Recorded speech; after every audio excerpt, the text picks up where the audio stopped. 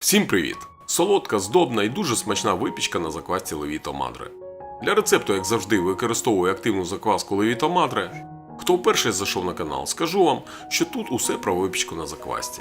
Друзі, одразу попрошу вас поставити цьому відео вподобайку та підписатися на канал, якщо ви ще не підписані. Спочатку приготую опару.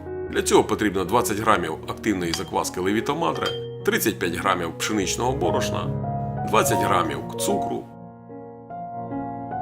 25 грамів води кімнатної температури. Замішую тісто. Перемішую лопаткою до однорідної консистенції. Тісто виходить трохи рідкуватим. Збираю його докупи, накриваю і залишаю при кімнатній температурі на 12-14 годин. Або поки тісто не збільшиться втричі. Швидкість росту залежить від температури у приміщенні. У мене зараз 19 градусів.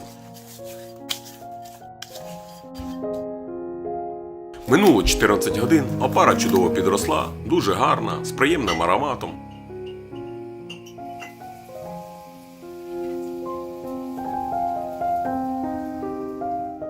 Перекладаю її у миску, додаю одне середнє яйце.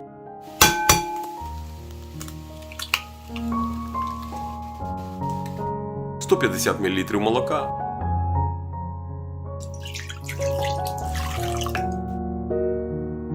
Одну чайну ложку солі, приблизно 4 грама, 3 столових ложки цукру і розмішую до однорідності.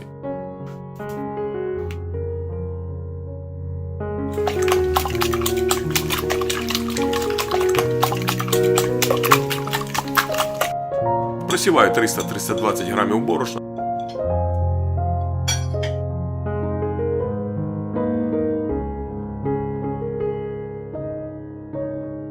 Додаю 60 грамів топленого або вершкового масла і замішую тісто. Тісто не повинно бути забите борошном. Має залишатись вологим і трошки липкуватим, як у мене на відео.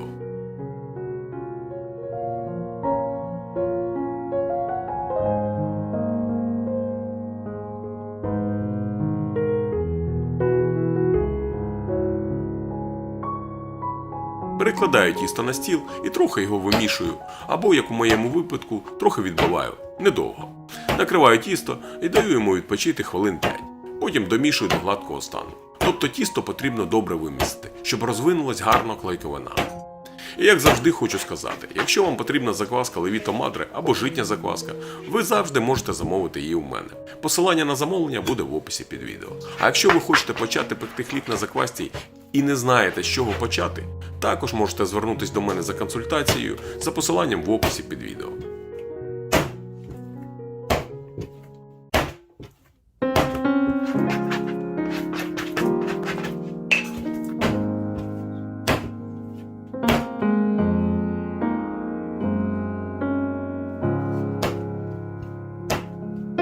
Збираю тісто, ось приблизно таким воно має бути.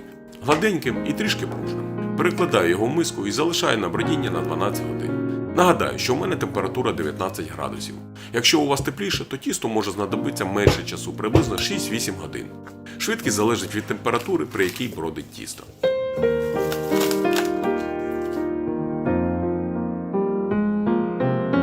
Минуло 12 годин, тісто чудово піднялось, перекладаю його на стіл, розтягую і складаю, як на відео. Процес, звісно, не швидкий, але він того вартий. Та й взагалі, випічка на заквасці – це не про швидкість. Тут усе розмірено, спокійно і упевнено. А результат справді того вартий. І дякую всім, хто ставить лайки та пише коментарі. Приємно читати, що вам сподобався рецепт і що у вас все виходить, навіть якщо не з першого разу. Я впевнений, що якщо є бажання, усе обов'язково вийде. Насправді, це зовсім не складно, хоча спочатку може здаватись важким та незрозумілим. А я зі свого боку стараюсь, як мені здається, пояснювати доступно.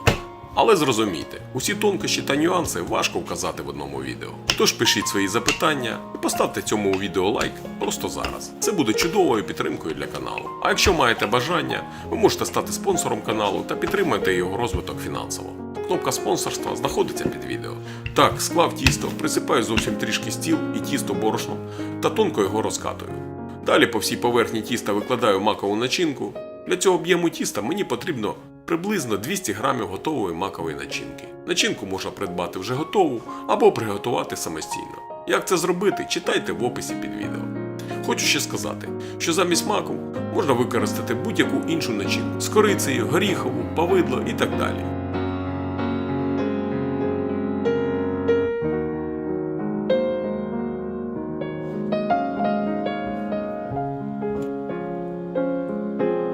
Тепер скручую тісто в рулет, розділяю його навпіл.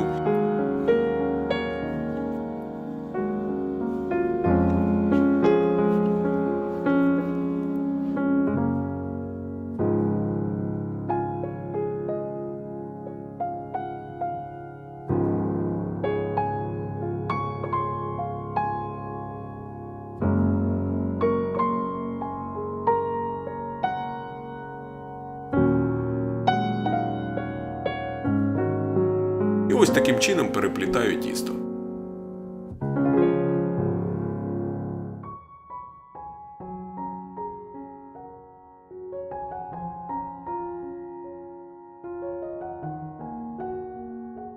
Трішки закріпляю краї, згортаю і перекладаю в заздалегідь змащену форму.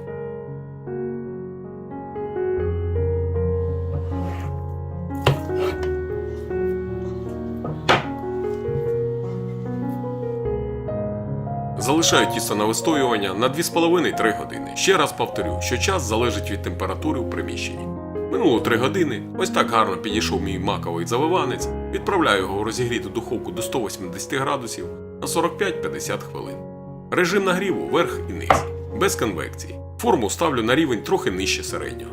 І ось подивіться, що з цього вийшло. Краса! Багато маку, аромат неймовірний, корисна і смачна випічка на заквасці.